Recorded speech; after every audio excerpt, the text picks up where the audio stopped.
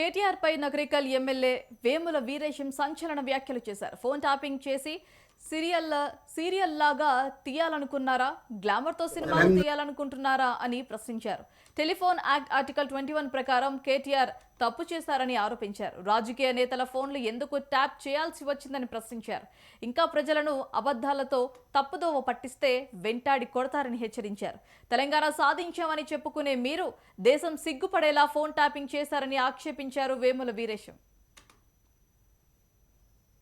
రాష్ట్ర సాధనే ధ్యేయంగా పనిచేసినామని చెప్పుకునేటువంటి బీఆర్ఎస్ నేతలు ఈరోజు దేశం సిగ్గుపడేలాగా, దేశమే అసహించుకునేలాగా ఒక దుర్మార్గమైనటువంటి ఫోను ట్యాపింగ్ చర్యకు పాల్పడి ఈ తెలంగాణ రాష్ట్ర చరిత్రను, తెలంగాణ రాష్ట్ర త్యాగాల చరిత్రను, తెలంగాణ ప్రజల యొక్క చైతన్యాన్ని దిగదార్చినటువంటి ఒక నీచమైన పార్టీ బీఆర్ఎస్ పార్టీ.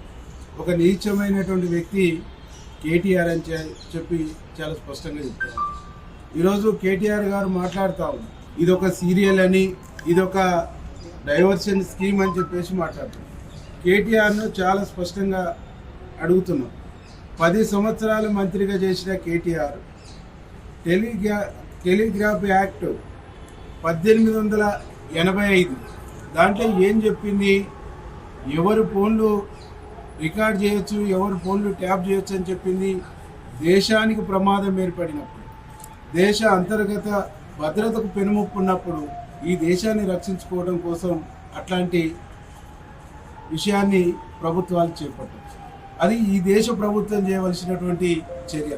కానీ ఈ రాష్ట్రానికి ఏం ప్రమాదం పొంచిందని నువ్వు ఫోన్ ట్యాపింగ్ చేసినావు? ఏ చట్టం ప్రకారం చేసినావు?